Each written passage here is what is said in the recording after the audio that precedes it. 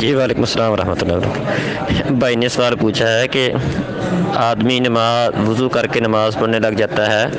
تو کوئی سفید پانی خارج ہوتا ہے، تو آیا کہ اس کی نماز ہو جائے گی نہیں ہوگی، دوبارہ پڑھنی پڑے گی یا اس کو نماز معاف ہے، کیا حکم ہے؟ بھائی اس کو ذرا تفصیل سے اس کو سمجھیں۔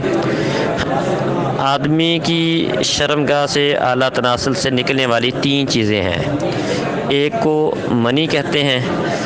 اور ایک کو مزی کہتے ہیں اور ایک کو ودی کہتے ہیں۔ منی وہ ہوتی ہے جو احتلام کے وقت خارج ہوتی ہے، یا میاں بیوی جب آپس میں ملتے ہیں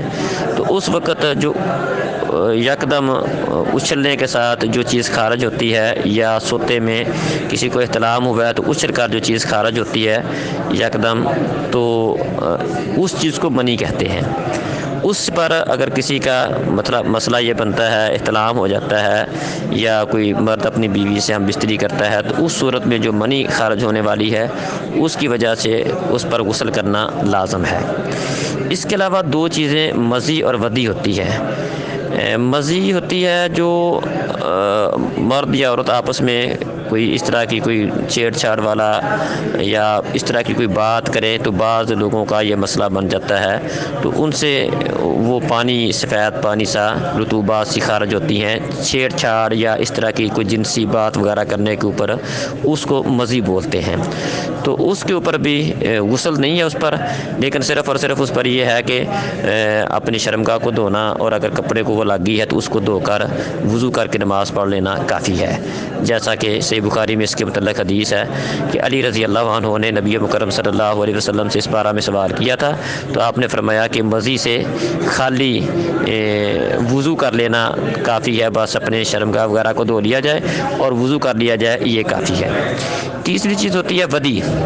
جو شاید آپ جس مسئلے کو ذکر کر رہے ہیں وہ ہوتی ہے کہ پیشاب کرنے سے پہلے یا بعد میں کچھ قطرے بعض لوگوں کے خارج ہوتے رہتے ہیں، سفید قطرے سے خارج ہوتے رہتے ہیں۔ بعض لوگوں کا گرمی کی وجہ سے ایسا مسئلہ بن جاتا ہے، بیماری کی وجہ سے بن جاتا ہے، تھوڑا سا زور لگائیں تو وہ ان کا یہ مسئلہ ہوتا ہے، خصوصی طور پر پیشاب کرنے سے پہلے اور پیشاب کے بعد اس طرح کا مسئلہ بنتا رہتا ہے۔ تو اس کا حکم بھی مزی والا ہے، اس کو بھی دھونا ضروری ہے، اور اس سے وضو ٹوٹ جاتا ہے، اور اس کو دھو کر وضو کرنا اس سے ضروری ہوتا ہے۔ کپڑے کو لگ جائے تو کپڑے کو بھی دھونا پڑے گا، شرمگاہ کو دھونا پڑے گا، اور اس سے وضو کرنا پڑے گا۔ تو یہ مزی اور ودی دونوں کا حکم یہ ہے کہ اس پر غسل نہیں کرنا پڑے گا، اس سے صرف اور صرف شرمگاہ کو دھو کر وضو کرنا لازم ہوتا ہے، اور جس جگہ پر یہ لگی ہو کپڑے کو اس کو دھو لینا کافی ہوتا ہے۔ باقی رہا اگر جس طرح آپ مسئلہ ذکر کر رہے ہیں، اگر کسی کا مسئلہ اس قسم کا ہے کہ اس کا یہ مسئلہ مسلسل بنا رہتا ہے، اس کا اس کے اوپر کنٹرول رہتا ہی نہیں ہے، تو ایک ہے کبھی کبھار مسئلہ بنا ہے، یا مطلب ایک دفعہ بن گیا اس کو دھو لیا، نماز پڑھنا اس کے بعد ممکن ہے، اس کا حکم تو یہ ہے کہ اس کے دھو کر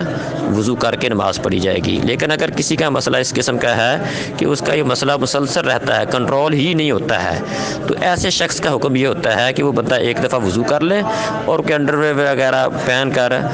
تاکہ کپڑوں وغیرہ کو وہ چیز مزید خراب نہ کرے، تو انڈر ویئر پہن لے اور